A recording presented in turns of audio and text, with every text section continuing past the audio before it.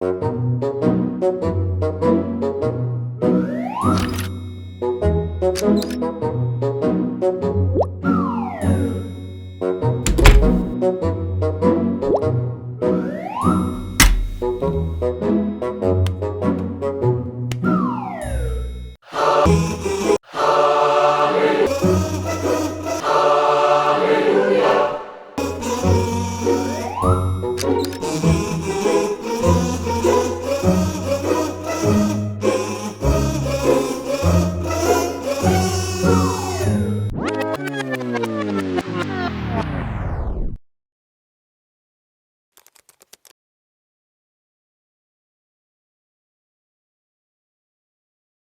everybody, welcome to the Super Mom edition of the Dad Poet Society.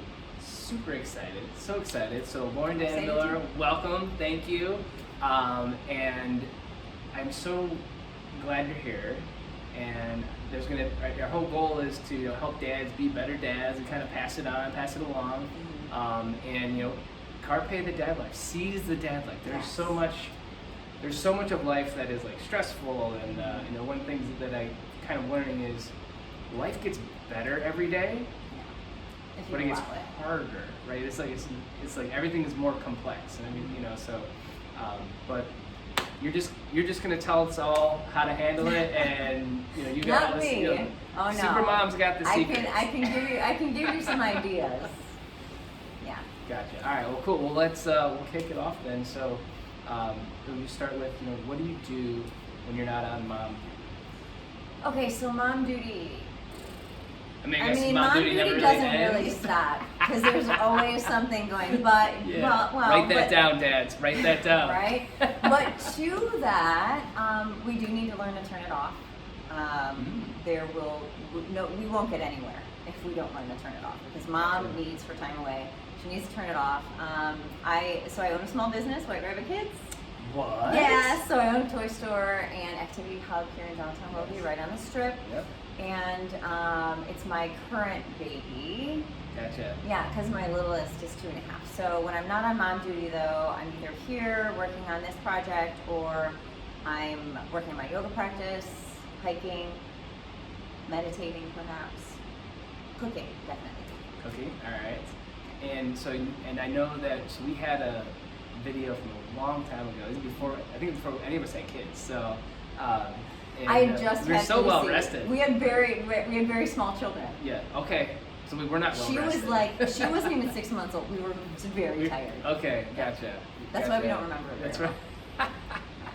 Awesome. But now you're still doing that in some shape or form, or kind of. I mean, I just live my life. So that video we did was Nutritional Ninja. Yeah. And basically, it's my way of stealthily making things healthy, because I like my treats, and I got to figure out how to consume them with adding nutrition to my diet, not adding things that my body needs to work hard on getting rid of. So still do that, definitely. I like that. So I empower my children to do the same. Yeah. What's something that I could steal from? Because this Monday morning through Friday, 5 p.m. ish. JJ's got jiu-jitsu, so probably about 7 p.m. I get home Friday night. Yeah.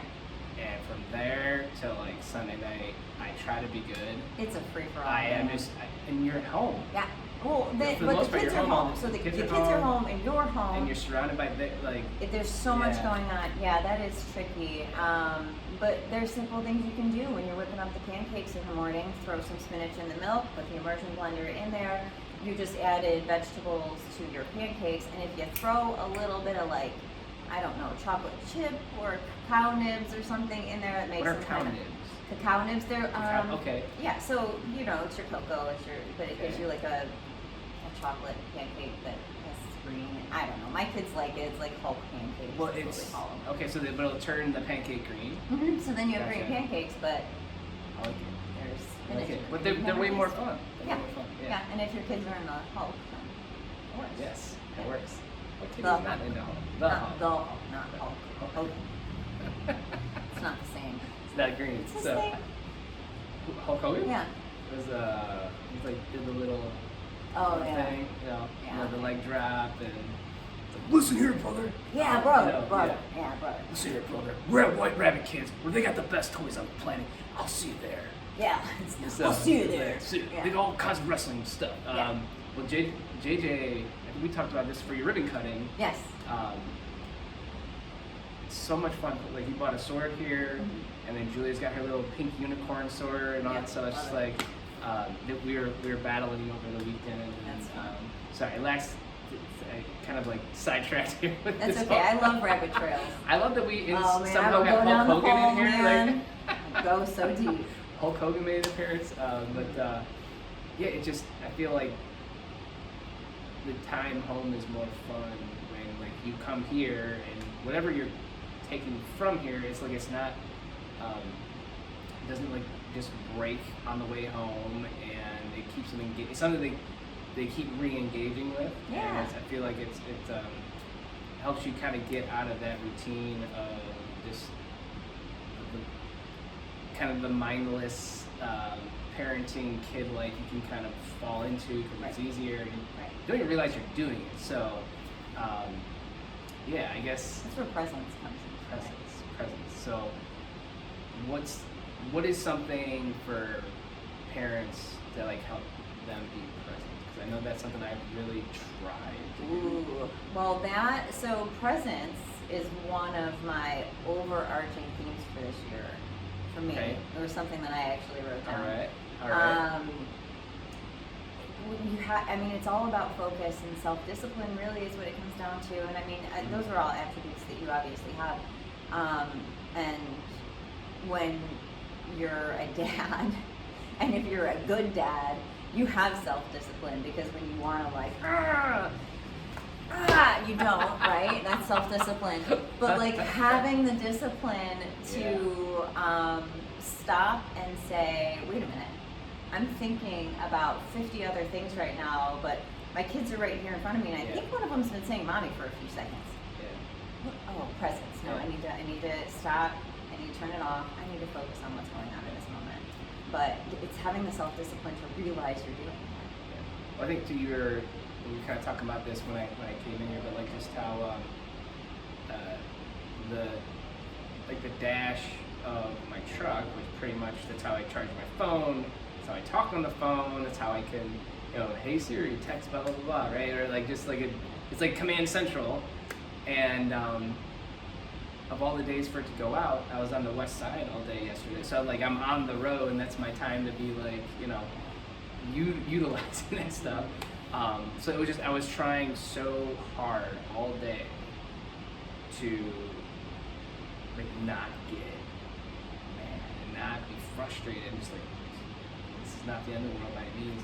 Right. But I picked JJ up last week for jiu-jitsu, and it was like almost instantaneous. The second I was with him, it didn't matter that I can't make one more phone call, or it didn't matter that like I couldn't listen to my audiobook on full blast, right? Or just like who cares, right? Right. But it's kind of, and it was a cool moment. I felt like, at least hoping he thought it was cool, but like having that conversation about like you're gonna have a bad day, but you can't let it. We're all human, we're all human, so like, you can't let bad things ruin your day completely. And like, I mean, I was fighting. Like, I usually do pretty well at like, but like, I was telling like, JJ, now I'm with you, like, I'm happy, I'm positive, I have a positive attitude. And so it was a cool conversation, just to have with him about, hey, when you're at school, like, is it hard to have a positive attitude? Something, yeah, Dad, like, I gotta have a positive attitude. I gotta be, so just kind of, I feel like being present is something I've tried to work very, very hard on. And I have a question, and this might, I think everybody could benefit from this as best you can. It's like one of those things where you go, you go to running a business, right? We both go and we come back, and it's like we're here physically, but there's all the like, and it's not even just the business, but obviously that adds an extra, like you said, it's another child, right? Right. But there were so many times where like, we read a book and we get to the end of it, and I'm like, Where was I? I didn't even know, like, what just happened? How did that, like, and, you know, just kind of feeling awful, right? But it's, you know, it's something where it has gotten way better over the years. The more I, like, it's like, I think it's like anything, like, you gotta, like, practice I think just pulling daily. yourself back into it. Okay. I mean, we all go there, we're all constantly thinking, right? We live most of our lives in our head. Because we don't say way less than half of the stuff that actually goes on in our heads, right? So that's where we live. But like, all you can do is learn to recognize it. Oh shoot, I just made it all the way through this book. Where was it, right? I realized that the other day too. So I was reading a book and I got far enough along and I was like, I guess I just read on autopilot now. Yeah. What just happened? Beat the cat. Beat the cat this. Beat the cat that. yeah, it's like I was like, it's just wild. Yeah, like it's more of like a habit or routine rather than like an experience. Yes, and we're not letting it be the experience that it needs to Yeah. be, and that's why we need to get back into the presence and back into the moment. I mean, we have so many things pulling us in so many different directions, and ultimately, we have to stop it. We have to stop that. And when you turn it off, you have to turn it off. And teaching your brain to do that, though, after so many years of conditioning to do more, do this, do that, do this, do that. Go over here. You're supposed to plan a vacation. You're supposed to make sure that the kids get to school on time. What's for dinner for the rest of the week? What's for dinner next week? What about that party that we got to go to next weekend? Got to make sure I got a gift for that. All those things, you have to turn it off. Or you got to get rid of some of it. Or if you're because if it's clouding your mind while you're reading a book to your kids at night, and this was my thought, there's obviously too much going on. And maybe there's certain things that stay, and maybe there's certain things that go. But learning to redirect and refocus your mind is only part of, I think, the problem. Okay. So I think there's balance. Okay. And when we're out of balance, maybe is when it starts to happen a little bit more. It's harder to get yourself into that present moment when you've got too much going on. Gotcha. So those are the times. But when when we're present, we're doing a good job with it, then we're probably balanced well. Okay. All right. So if you are feeling presence and you're not on autopilot during Pete the Cat, Right? then you're doing the right thing. But just I guess anything else that you would add, at least to that. To how to maintain presence. There are so many tools that we can use. Meditation, getting a meditation practice going, and even if it starts with just 2 minutes, work 2 minutes and do that for a couple of days. And once that 2 minutes becomes easy, and when I say 2 minutes, I mean 2 minutes of actual time where you're not thinking and going out wherever your mind takes you, right? Once those 2 minutes are done, try 5 minutes, and then after 5 minutes, try 7 minutes. And I know these are small increments, but it can be really hard to meditate. Very hard. Very, very hard. Yeah, but that's a good way to do it. Yeah, I got trained in transcendental meditation, which it was ended 2019. So of all the times for me to get trained, it was a good training. It was perfect timing going into 2020 and quarantine. But like, it was the first time that in my life that I felt calm on the inside. So it was like one of those things where obviously I'm a very energetic person, but it's like the storm that is all like I'm always, and I look at my grandma and she's always worried, but also that's why she works very hard. She's always like that little worry wart genetic is definitely in me. I'm always like, what about this? What is this? So it's like it's. But on the outside, it's like everything's fine. Everything's good. Right. Nothing's happening, but I'm worrying about it. So. Now I'm worrying about the fact that nothing's happening. Everything's too calm. Everything's too right. perfect, right? So, but so I did the meditation. I did transcendental meditation. There's something I do now. It's the book I read is called Organize Tomorrow Today. That's they call it a clearing breath that you breathe in for 6 counts, hold it for 2, and then breathe out for 6. Breathe in for 8, hold for 2, for 6. I'm doing it already, But there's no wrong way to meditate, right? There's not. The only- No, and there's so many great breathing techniques too. Sorry. And when you Yeah. focus on your breathing techniques, that's what you're focusing on. You're pulling your mind away from whatever is distracting you, and you're focusing it on something that your body does inherently. It pulls you back into presence too. Yeah. So. Is there any way that you like recommend this? So someone's like, hey, I want to meditate, but I don't. They said just breathing. So like, I know a lot of people when I talk about meditation, even before I started meditating, was like, I'm breathing right, like, okay, what difference does it make, kind of thing. But I guess like, what would you say to help people kind of get started? It's so weird to get started with a meditation practice because it's so individual and different, right? Mhm. So for anybody, it could be completely different. But ultimately, what you're trying to do is you're trying to calm the storm, Yes. right? You're trying to get back into presence. And I could go on about this, I guess, in so many different ways. But ultimately, what you want to accomplish is a feeling of calmness, a feeling of being steady. That breath that you're bringing in and out, it's not in your chest. It's Yeah. actually releasing your belly and letting the breath come from, and fill up here. Because if we're tight in our belly all the time, we're restricting stuff and that needs to flow in through there too. So relaxing, it creates a completely different dynamic in our bodies. Yeah. So. That's yeah, I think you hit the nail on the head too. It's like it's different for everyone. So if you're watching, it's like, don't worry about like, oh well, Lauren meditates this way and James does a 6 count or 8 count, or he can't, like, I can't remember. It was like after I like goofed it up, right?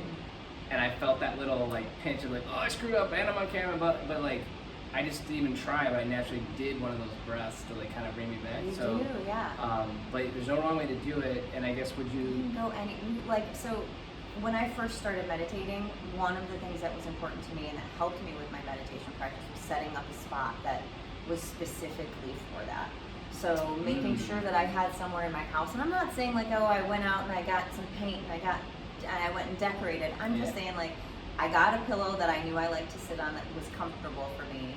Mm-hmm. And I put it in a spot where I knew I could just grab it and sit, a place that has a door, because when you have kids, that's helpful for meditation.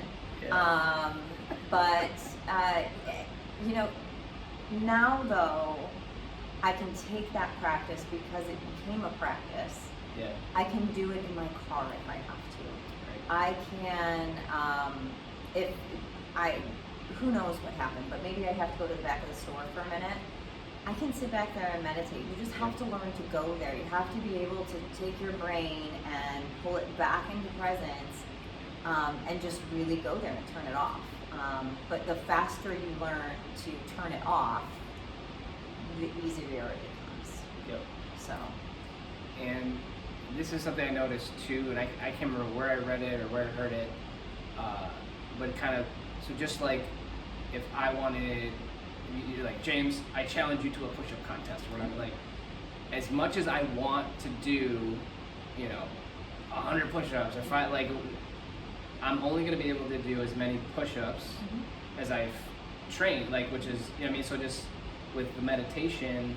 Or what's gonna happen if you do way more push-ups than you you're gonna be sore. Man. Yeah, I'm being pained. I'm being pained. But it's like one of those things where So it never works out. No, never. But like with the so that's where I think too, like there's a lot of confusion and frustration with, take a deep breath. When people say, "Oh, just take a deep breath," or that's just, really like, annoying when like you're in like you want the throes of it. Oh, and yeah. somebody says, just take a deep breath. Yeah. It's So like, oh, you take a deep breath. Yeah, all like right. that. Okay. But it's like one of those things where if you are not practicing, like it could be a minute, 2 minutes. Like if you're not practicing on a daily basis, when that moment of when life just hits you with something, right? Life's always gonna throw something at you. Always. It's like you can't be like, oh, now I should like focus on breathing. It's just like you have to be training and exercising on a consistent basis to have Endurance. because because when life hits, it's like it's out of nowhere, and it's like you can't like that's your brain just gets hijacked. So it's not like, oh hey, remember that deep breathing that Lauren was talking about? Like now would be a good time, right? Right, but as long as you learn to practice that, those things do come into play. Yeah. They do. You feel like too with like the meditation. I'm sorry, I go on this. You know, we'll get to more stuff, all right? But you better be meditating while you're watching this, all right? Take some deep breaths, all right? Take some deep breaths. It But, helps. like, It really does.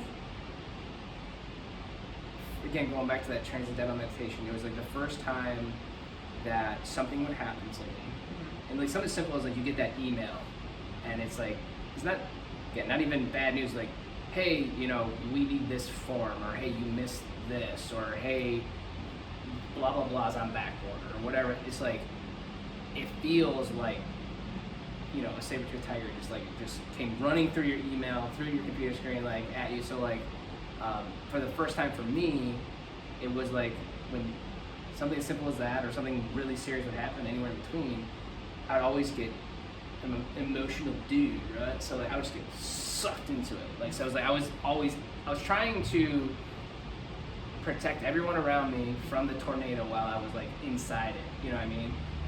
But I felt like after I started meditating, whether it was an email or something serious, it was like I was outside the tornado, and I'm like looking at it, I'm like, looks like it's going that direction, so we're just gonna scooch over here. Looks like we need to call Susie and get a hold of Freddie, and they're gonna do a great job. They're gonna make sure that tornado just keeps moving right along and everybody's fine. So I guess you feel like meditation has helped you in your yoga practice, like it's helped you kind of see the things that used to kind of swallow you up from the outside looking in, instead of trying to like fight your way through the storm. 100%. So I have a long history with my yoga practice at this point, and I firmly believe that this practice of yoga, and not just the physical practice of yoga, but all of the other parts of it as well, 100% saved my life. And I would not be where I am now. I probably would have never married my husband. I wouldn't be this person that I am because of it. Yep. It has completely changed the trajectory of my life because it made me, and it helped mold me into someone who can withstand the trials and tribulations of life. And one of the biggest lessons that I've learned being a mom is that you have to loosen your grip. You have to loosen your grip. You cannot hold on to things that are or not gonna, like, that aren't gonna happen. So like loosen your grip, right? So I'm sorry, I keep cutting off. Can you repeat that? Loosen your grip of things that are not even going to happen. Well, right. Right? But they're so real up here. They are they're real. So real. But I mean, and there's so many things like, you gotta loosen your grip. How many times a week do children spill water or things that have liquid in them in your house? At dinner time, it's like, because I don't know, we use cups for our kids. Our kids don't really have, and they have open top cups. So the water goes on the floor a lot. And it's like, what are you gonna do? Are you gonna say, why can't you stop spilling your water? Right. Even though that's what I want to say after like the you third doing one that, of the your week. hand hits your water and your water goes everywhere. And you made me. Yeah, right? Or you could be like, or you could loosen your grip and just say, all right, well, the water is everywhere. You know, I haven't mopped the floor in a couple of days. This is going to do wonders to clean the floor. Excellent. I mean, it's just water, right? Eric and I had a trip to Italy planned, and we made it through the first leg of the trip, and Lucy got very ill and started throwing up. We were in between flights. We weren't in Cleveland anymore, and she got really, really sick. Like, fever spiked, and they basically said, you know, we really don't think you should be getting on this flight over the ocean for 8 hours, because you know, her fever is really high. So we had to cancel our trip. We made it to a certain, and how much time and effort you put into this, you know, getting the passports for the little one is where it started. And then you start, working on where you're gonna go, and then you get your itinerary, and then you get this, and it all leads up, and how much time and effort, and then you get part of the way through the trip, and your kid gets seriously ill and you're headed to Italy, it's the trip of a lifetime, and it's gone. Should I continue to hold on to that, or do I need to loosen your grip, man? Yeah. What are you going to do? Are you going to let it ruin your day, your week, your year, or are you just going to go home, take care of your child, and, you know, maybe work on what comes next? Yeah, so that's where I think you beat me to it. I was going to ask you, so, you know, kind of one of the next things we'd like to ask is, you know, how did becoming a mom change your life? So loosen your, so like. That's it, that's loosen your grip. And this is, I knew you before a kid, like you were an amazing human being before. I known Eric since high school, you know, middle school actually, so like just wonderful humans long before kids. But you're talking about like just how you let things ruin, you know, like you do let things ruin everything, and then it's like it's not that like don't have kids to like not feel like things are ruined. It's like kids are messy, like, they're unpredictable. Correct. It's like so it just kind of so it's interesting how you're saying like it's like I feel like kids ruin things. They're ruiners, man. They ruin a lot of stuff. Things and plans, but they like enrich your life. And So I say the first time I felt like true joy. Like I felt like I was a happy guy, but like joy. I never really experienced joy before, but like so it's like it's interesting. Like they destroy the things that we like hold on to as like this is the most important thing, right? Right. And it's like they help you detach. They do like force you to detach from that. So where, but it's like it's like those little things go wrong. They don't ruin your day, your week, your month, your life. You know, I mean, like, if you're a perfectionist, have kids. They will fix you. That's right. Fix you if you let them. If you loosen your grip, right? Yeah. So, but even like with that Italy, for example, like you know, there's that could be something where just for say you had the fever, right? Or like now there's a rift between you and Eric and like our trip of a lifetime. Well, you had to get sick. Well, it's because you had to go to that that birthday party for your friend, and they were all sick. And I know I saw her runny nose, whatever. Yeah. So like you just kind of like talking about things that aren't real. Like you start making up these stories of like how this is the worst thing ever. I mean, how many of the things that we think are just made up stories anyway, right? 99%. They're all just made up stories. Yeah. So all right. So so obviously being present, that becoming a mom helped change your life that way, loosening your grip, and just. But yeah, I mean like. Yeah, I mean, I can see you and Eric just like holding her. I mean, like in that moment, like it's gonna be okay, right? So, so like what? So what else? What other things? You become a mom. Boom. What went through your mind? Like what was it like? So it's so funny, and I'm assuming a little bit here because I have talked to other women who feel this way. So women go through something completely different, obviously. Really? Really? I don't know. Pregnancy was so hard for Eric and I. It's like so difficult. I had I was craving eggplant parmesan for all of my pregnancies, and he came up to me at one point with an egg, a plant, and Parmesan cheese, and he thought it was hilarious. I was like, "You do not understand, sir. Get away from me with this." I did take a picture before he walked away. Pregnancy, not hard. So there's so much. Sorry, that is something that I can see myself doing. Think I'm hilarious, and I'm gonna make Erica's day. She's gonna laugh it off. Yes. Not funny. All right, It's cool. kind of funny, but like also not funny. You gotta. It's so hard. Are you carrying another human? Like how big is the baby at this time? How swollen are her ankles? That's the good question before you pull out the tricks. So do the swollen ankle check. test? Yeah. Check to see where is she at in this pregnancy. Okay, we're writing this down. Where are is we she at in the at pregnancy? Will this be funny? Are her ankles swollen? Yeah. If so, don't be. Not much is funny in the last couple of weeks. Nothing is funny. Nothing is funny. So, Nothing's funny. Well, nothing and everything is funny, I think, at the end, because it is kind of ridiculous. But when that transition from not being a mom to being a mom, that first time, I mean, it's insane. I mean, you've gone through something so totally crazy. For the last 9 months, you've been working on creating this human, and in a matter of hours, you're unpregnant. Yep.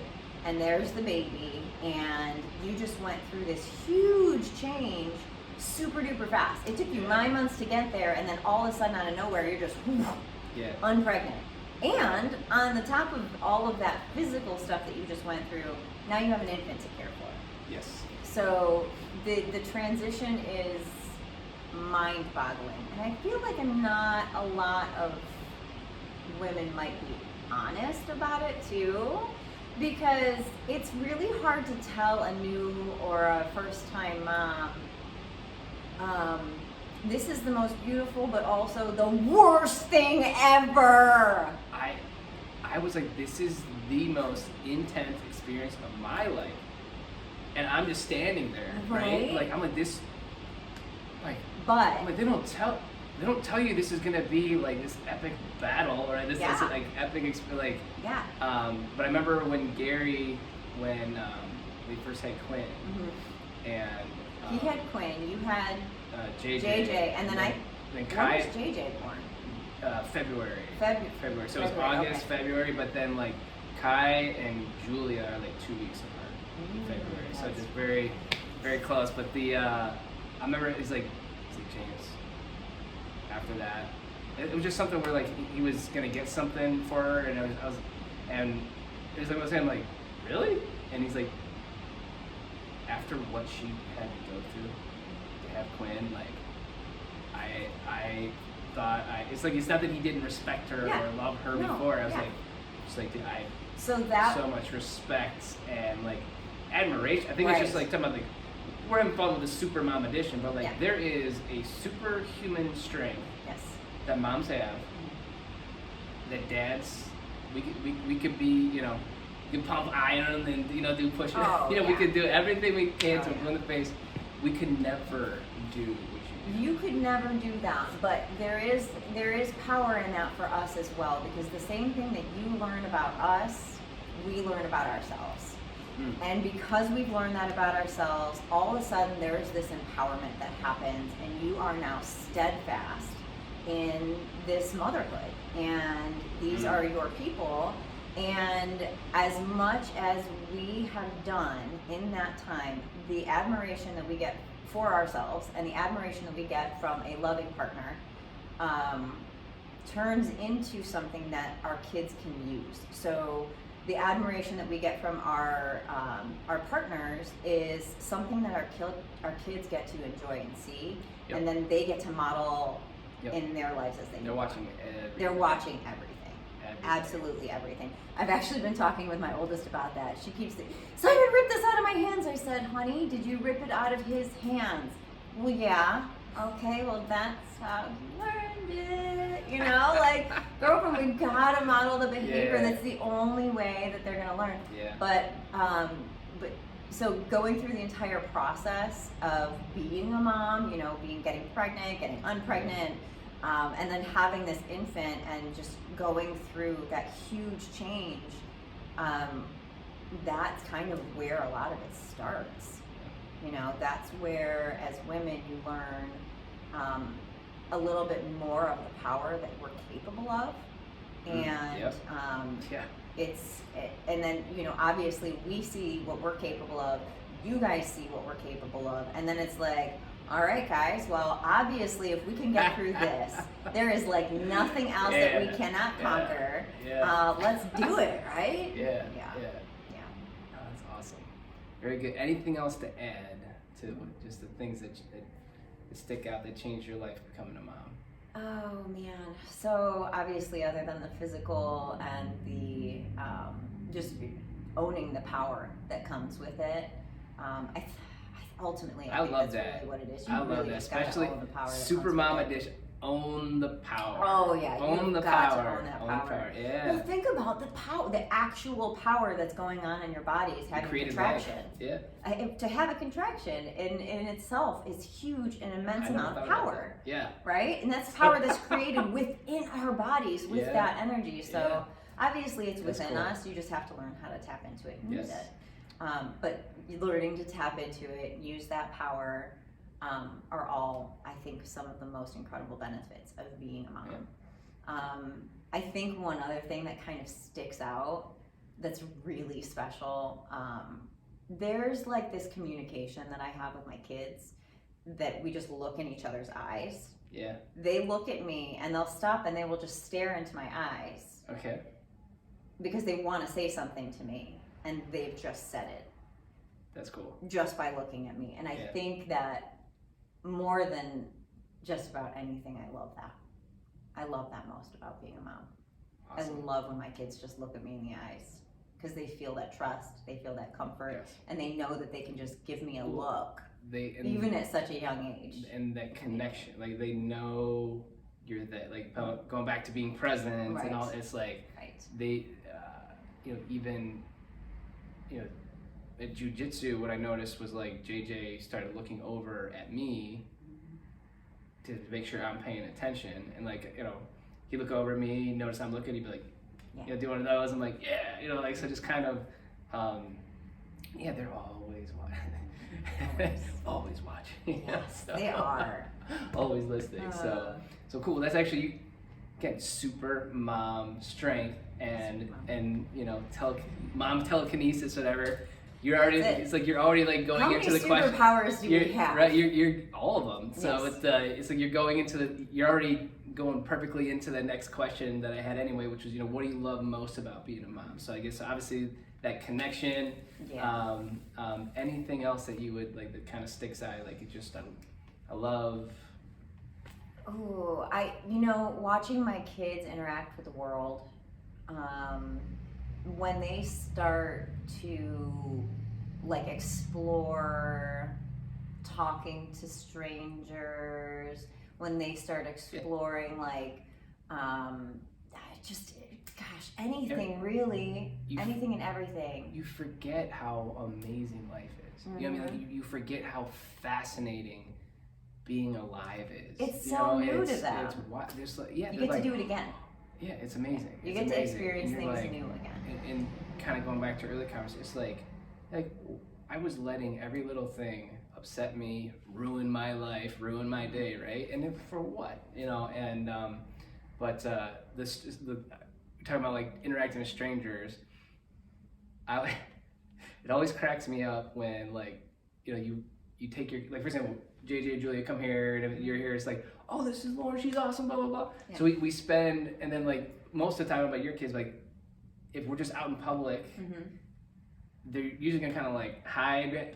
We spend all this time. Don't talk to strangers. What happens if a stranger approaches you, especially with candy? You run away. You kick them in the face and run away. And they're like, but then here we are, like, oh, here's a perfectly, complete stranger. Yeah. Like, say hi, give him a hug, give him a high five. It's like, what is happening? So, but it is, I think it's just as fascinating watching us try to interact as a parent and like,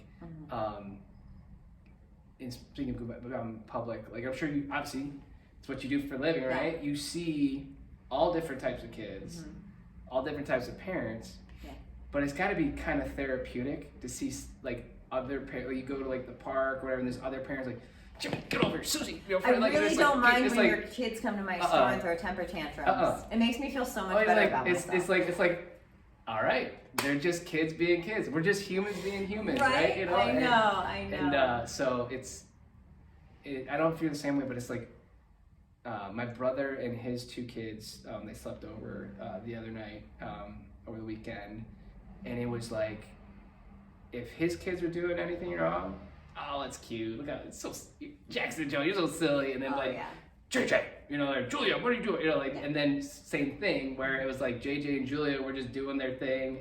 Jackson and Jonah would like jump in and like, and my brother would snap too. So it's like you kind of get caught up in that too, where it's like if anybody else's kid could like, they could be not setting the building on fire, but they could pretty much be going crazy, and you'd be like, so cute, so cute. Like, do you that happen to you? Sometimes, yeah. I mean, sometimes.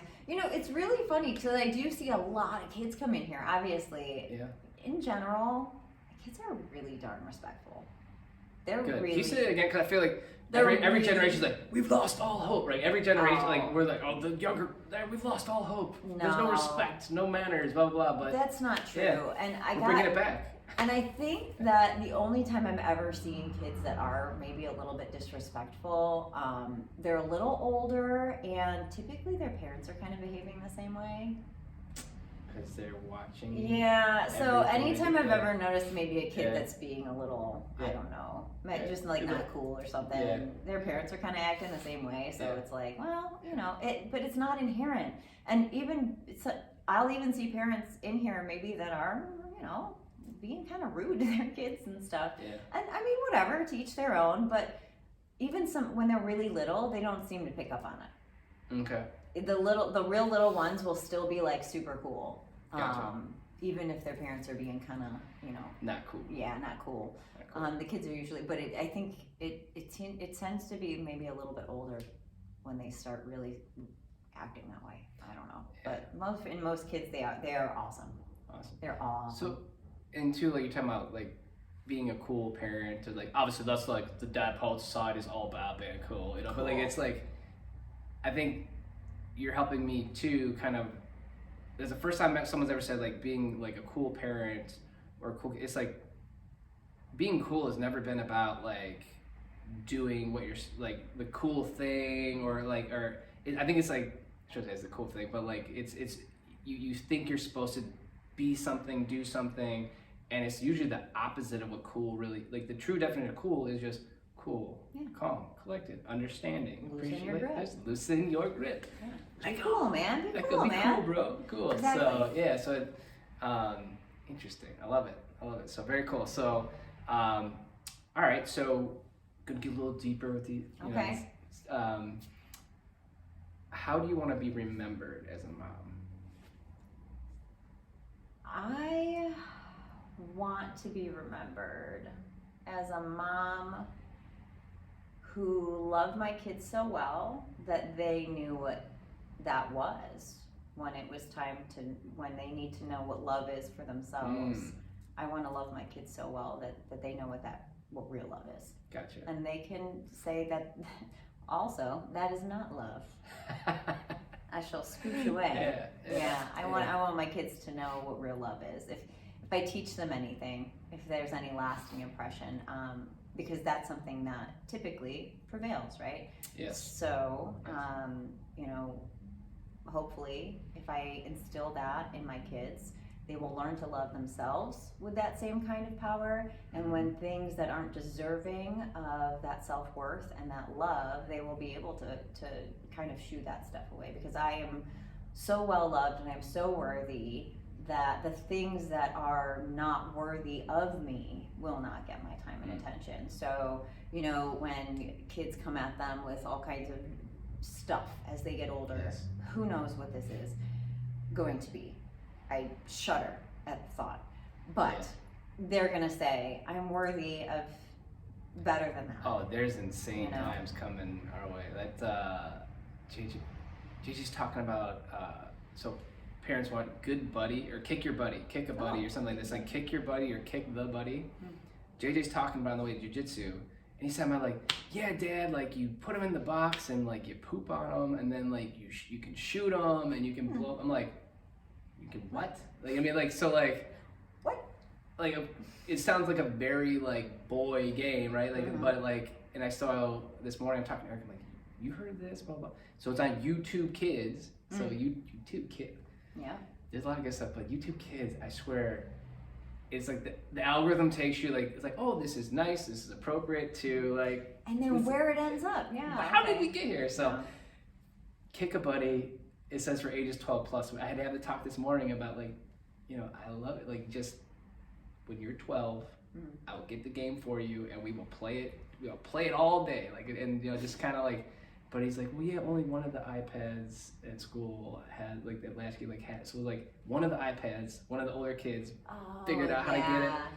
So I'm like, just please don't play that iPad over there. So, like, I don't know. We'll see. I'm ratting myself out if sorry, all the cool kids with your kick a buddy game at Latchkey, but trying to Not trying to make Lashley seem bad. Yeah, I'm just going. No. I'm making it worse. I'm making it No, worse. But you're it's not. like, But those are real things those- that happen, and when those real things happen, as they get older and they can disseminate for things that are for them and that are not for them, if we have loved them so well that their self-worth is enhanced because of that, they're gonna be able to turn away from things that they know are not right. Because they're gonna be able to say that even I can stand firm in this, and I don't care if you make fun of me because I'm better than that. Yeah.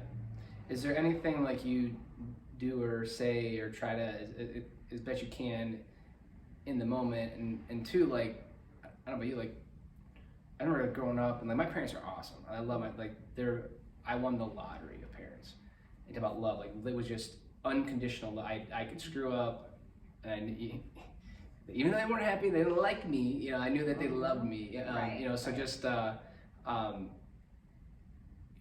you know, is there something that you're, you know, like there's no script. And I remember thinking like, well, that was, why the heck would mom say that? Like that, like that's not what is gonna make me feel better. Or like I can't believe dad did or said that. But then, like there's so many moments you're just like, it's all in the moment, and you're trying to say the right thing, and like something comes out, and just like, oh, that was not what I wanted. But like, is there certain things that have worked for you, or you see that are working for you, to help make sure that you're solidifying that self-worth in your kids?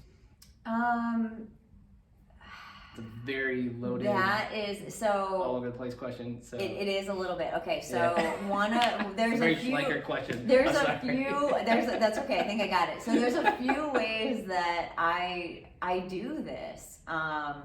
You know, when my kids do something wrong, if I scream and holler and yell at them or immediately punish them for something, is that really going to create a relationship of trust where as we move forward and the offenses get more serious, There's nothing you do about it. they're not going to come to you anymore. Yeah. So if we don't create an atmosphere of love when our kids are acting out, that's where the self-discipline comes into play. Gotcha. So self-discipline is a huge thing as a parent, and as many times as I want to totally wig out on my children when they do something, I can't, because I mean, good. right, but you just can't, because what are you teaching them in that moment? That there's, I mean, because really my kids are 6 and 2.5.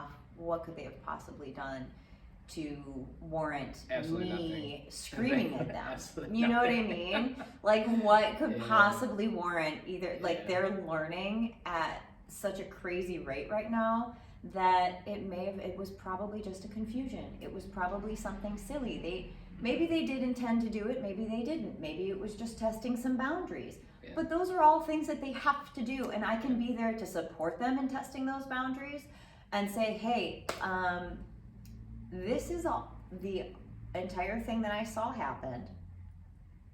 What do you want to say about that?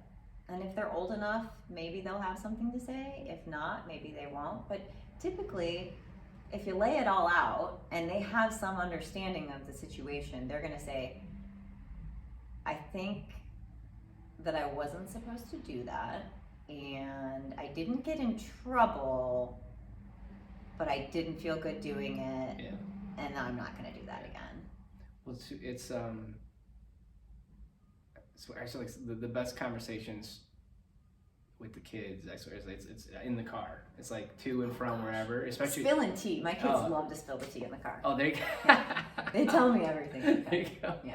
Well, that's where I found out about Kick the Buddy. That's you know what I'm I mean? saying. Like, yeah. you know, Gosh, I love it. So I've never heard of this. What is happening? So but you know, usually at jiu-jitsu or like when JJ was playing soccer, like, oh my gosh, I thought that was gonna be the end of me. But like reading tantrum books and Good Sport, because it was like he wasn't being mean to just be mean, but he was getting you know, and my mom's, you met my mom, like, you know, she's like, owns a daycare, very much, you know, very rooted in you know, childhood education and development. And she's like, he's feeling like all those kids on that field, they're feeling these feelings for the very first time. And like, so Erica's like, he's like, he's everybody's buddy, but then the whistle blows and now he's got to win, and now he's got to compete, and now it's to the death, right? You know, so like, oh yeah, I thought it was gonna be the end of me with that, and just, but you know, it's so funny to see the way that they act things out when things are weird. So if things are throwing off a small child, so ultimately what it comes down to is when you have a small child and they're acting out, it's something that we're not seeing. It's something that we are not paying attention to, because they're not acting.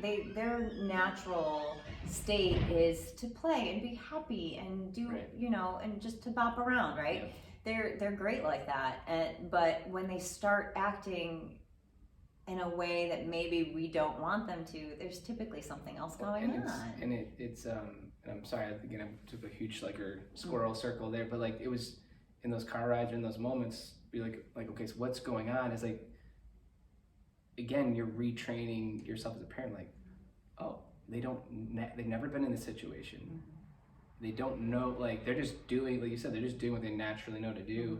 But I was like talking to JJ after one of the jujitsu, you know, session, they're sparring. I can't remember exactly what he did, but just saying, like, JJ, like, I wish I could tell you everything, but like, we can't learn until it like, I can't teach you until it happens. Like, and so I feel like, you know, you're helping all of us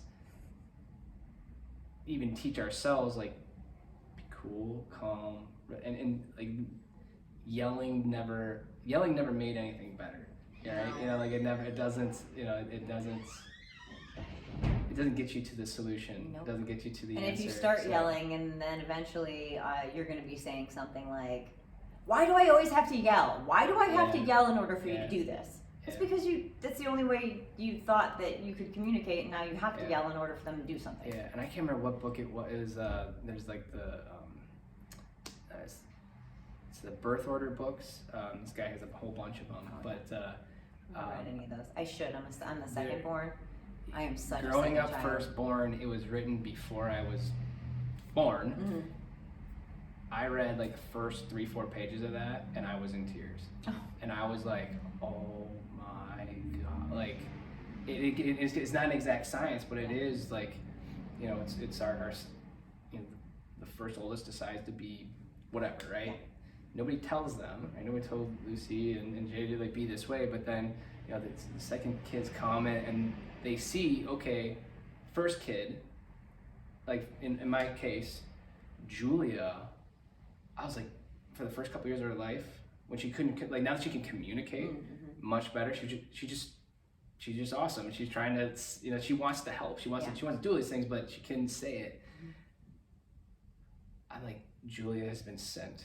Like, I must have done something awful in my life. Like, Julia has been sent to destroy me. Like, just like, no sleep, no, like, just like this, like, I don't know. Like, it was just, it was very tough, and I love her. Like, she's the main, you know, I love everything pink and unicorn now and forever and always. But like, from that book, it like the series of books that I read, but it was kind of like, so JJ, no one told JJ, be the compliant child, but that's just what, like, that just kind of was his thing, that he, for some reason, as a child, decided, okay, if I'm compliant, then I like that. And then Julia, no one telling her, looks at JJ, oh, he's the compliant one, I'll be the defiant one. And so just kind of like, and just right now with Julia, it's working with it, like, no, whoa, hey, like, no, and like, JJ never said no, right? So I mean, like, in anything that worked for JJ did not work for Julia and all that. So, but and what's your son's name? Simon. Simon. Okay. Yeah. So like, I guess, is Simon kind of? Simon is definitely, so when they were babies, it was flip-flopped. I had Lucy, so this is why Simon's so much younger than your second two. I wasn't going to do it again. It took me years to get the nerve to do it again. Yep.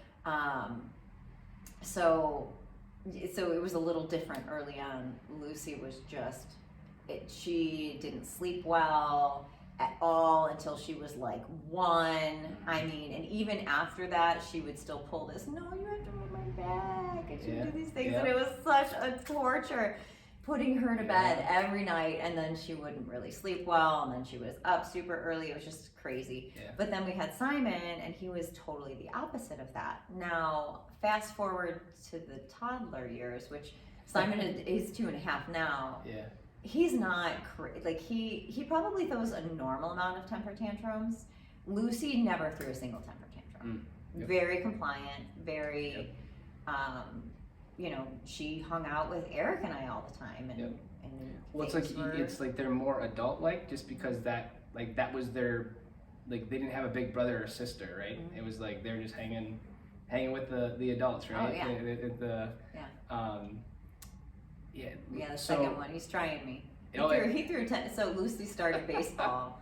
She just started in the Willoughby Hills League, and it was her first practice last Friday, and Simon, he held himself back from going out on the dirt. He was standing there in the grass screaming, I want to help Lily! The whole time with his little bat on the dirt. He would just look at us and tell us he wanted to go up there. He wouldn't go. He stayed there, but he just stood there crying and screaming. Oh, I know, terrible, right? I mean, but what are you gonna do? And I tried to calm him down. There's just nothing you can do. Poor guy just had to deal with it because he couldn't go out there, you know? I can't help you out, man. No, it's do you feel, and this is something, especially in the last, because Julia's 4 now, she turned 4 a couple months ago, but like, I mean, you said like just had like Lucy, and like, you know, he had a rubber back and all that. Like Julia is much more, she's got to have this, she's got to have that, like, and she's just always just all over Eric, like, just like, you know, like, and so like part of me is, again, it's like, well, what the heck? I'm the whole chopped liver syndrome. Like, what am I, chopped liver?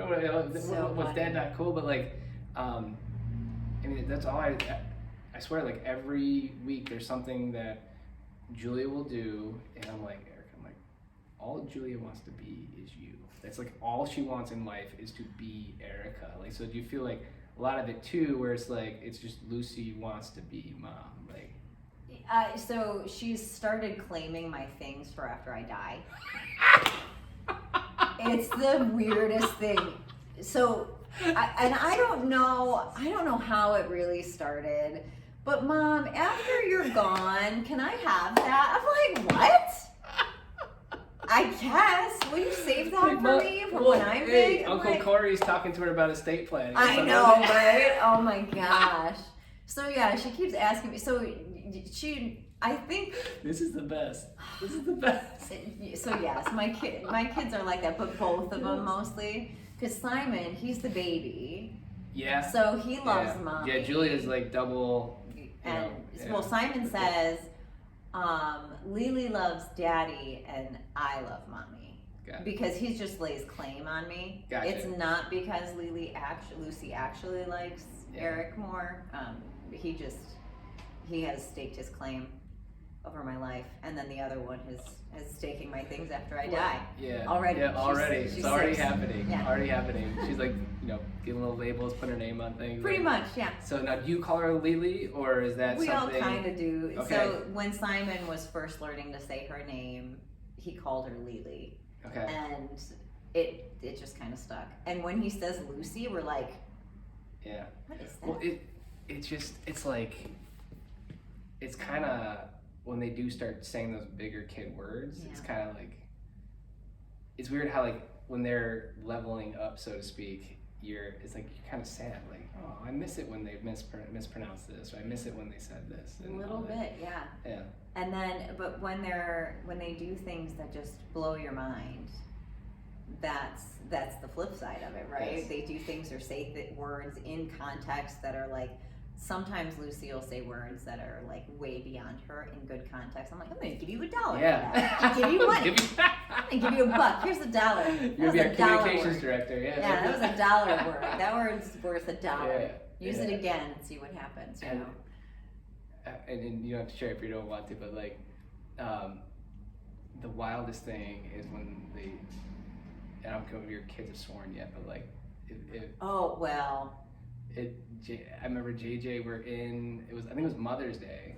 So we're in a drive-through, like I was running errands for mom with the kids, and I can't remember, some coffee shop drive-through, because Eric loves her like chai tea, that's her thing. So I'm like, all right, we're gonna get mom chai tea, da da da. And we're sitting in the drive-through, and JJ talking about they spilled the tea, or they spill like actual tea or actual water. So like, I didn't even know what he was drinking, but I hear thunk, like, so he dropped something in the backseat, and he's just like, oh and but he did it like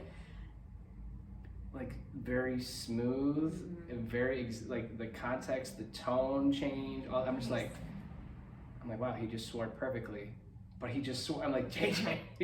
Sorry, that's not a kid word. That's sorry. Last thing I'll say on the swear thing is, he said He's like, Dad, I didn't say.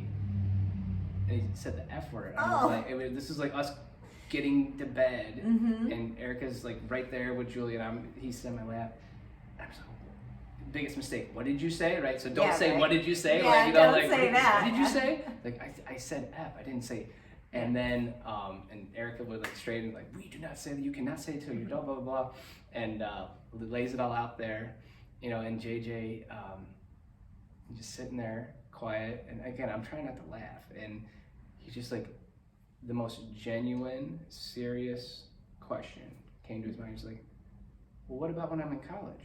Ooh. And I was just like, I just felt, while they were laughing, she's like, James, keep it together. But she's like, we'll so talk hard about it. Like, if you laugh. get to college, we'll talk about it. You know what I mean? So like, it's just kind of, yeah. Because if you laugh, everything you just said goes out the window. Oh my gosh. It's so hard. It's sorry. So yeah, so if my gosh. No swearing till you get to college. That's the. No swearing till you get to college. There was one time there was an oven situation because I love to cook. I can't remember what I had in there, but I think it was a holiday maybe.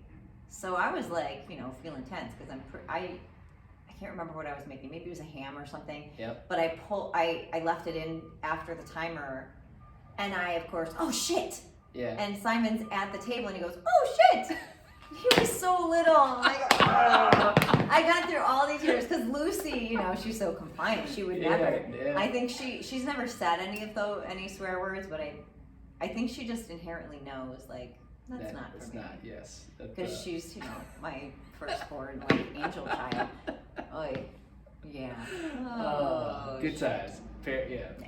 Parenting is fun. So, all right. Self-discipline. Self-discipline. So stay self-disciplined.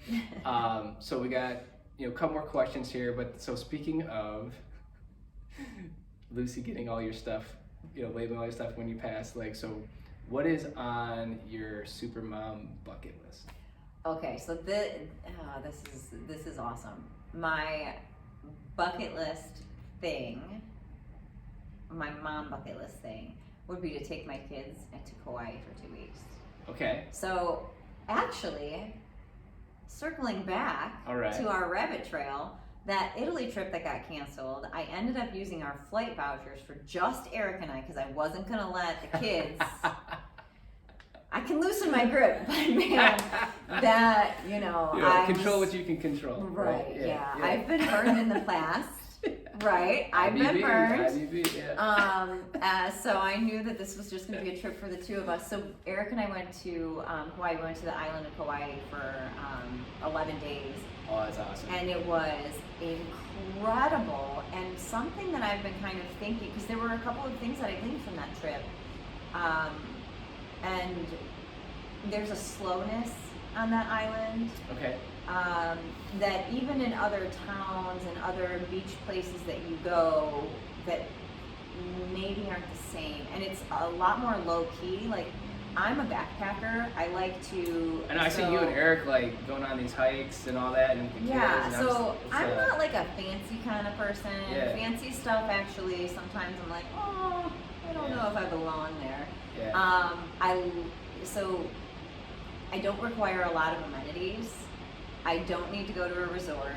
I like to carry all of my supplies on my back when I go hiking. and I stay in the woods for days at a time. Something about Kauai and the Green Island,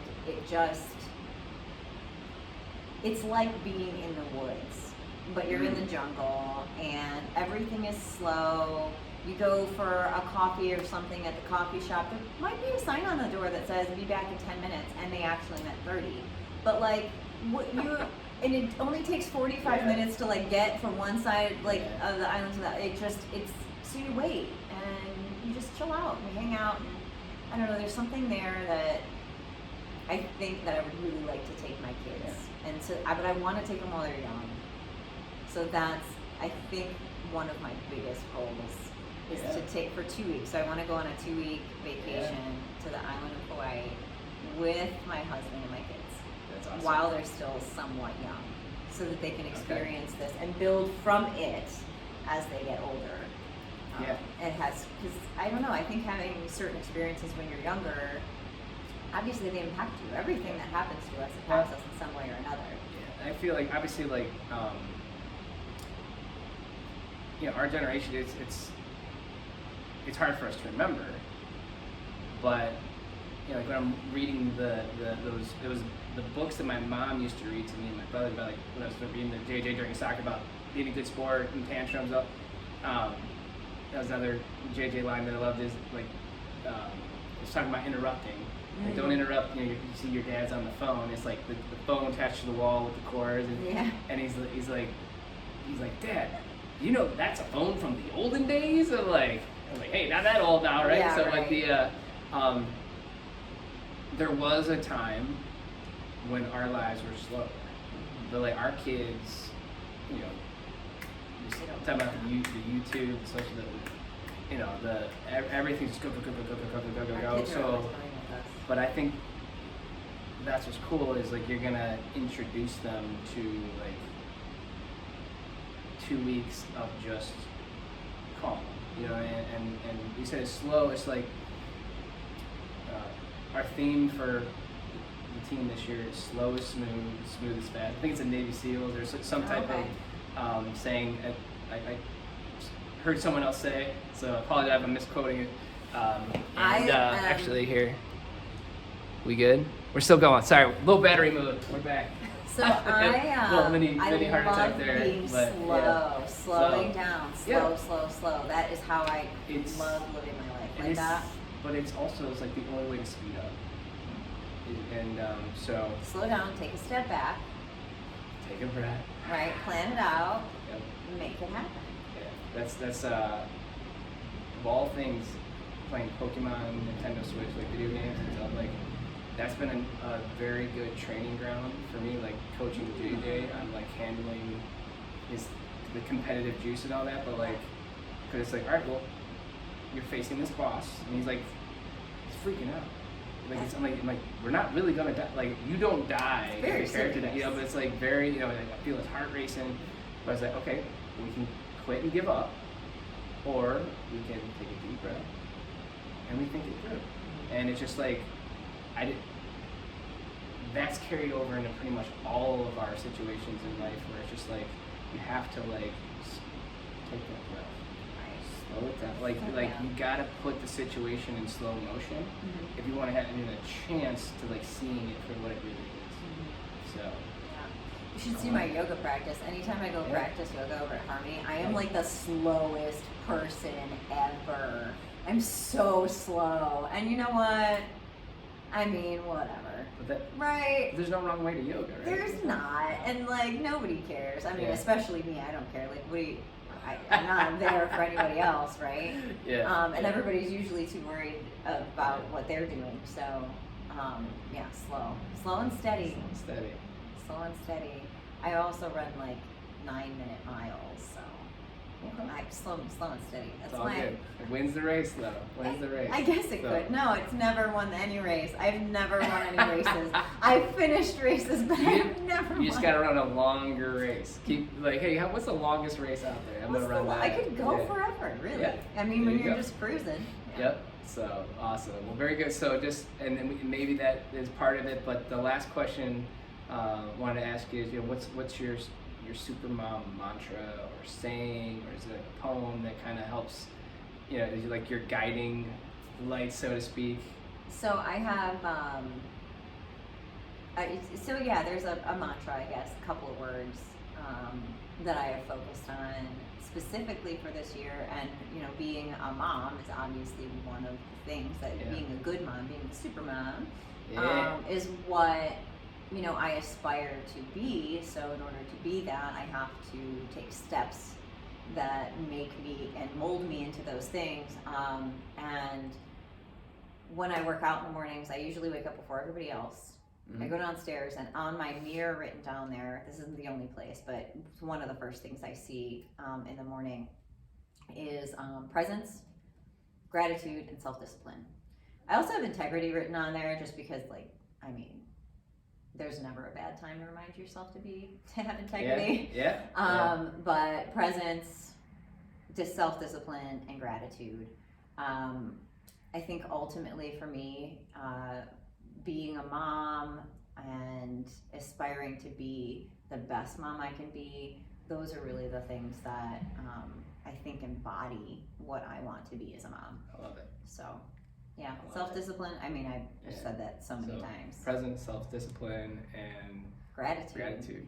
Because it always circles back to gratitude.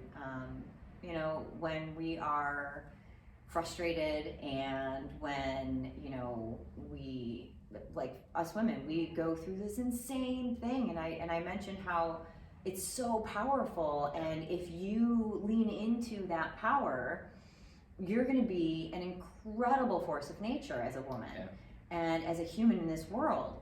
Now, not all women are blessed with children. So if I don't have the gratitude within me of just going through the process of motherhood and earning and getting that power, not earning, but like understanding that power, because it would be really difficult to understand that power without physically going through that. Right. I don't know if I ever would have. Yep. Although every woman has access to that. Yeah. So the gratitude that I feel for just being a mom, first step, you know, and then, but that spiral. So having gratitude for becoming a mom, having the gratitude for learning the power that comes with it, having gratitude for the food that gets thrown on the floor when your kids are learning how to eat with utensils, because you have food, right? Yes. And it's okay that it's on the floor. It really is. I'm weird about food sometimes. I don't like to waste food. I find food waste to be super annoying. Kids don't understand that. No.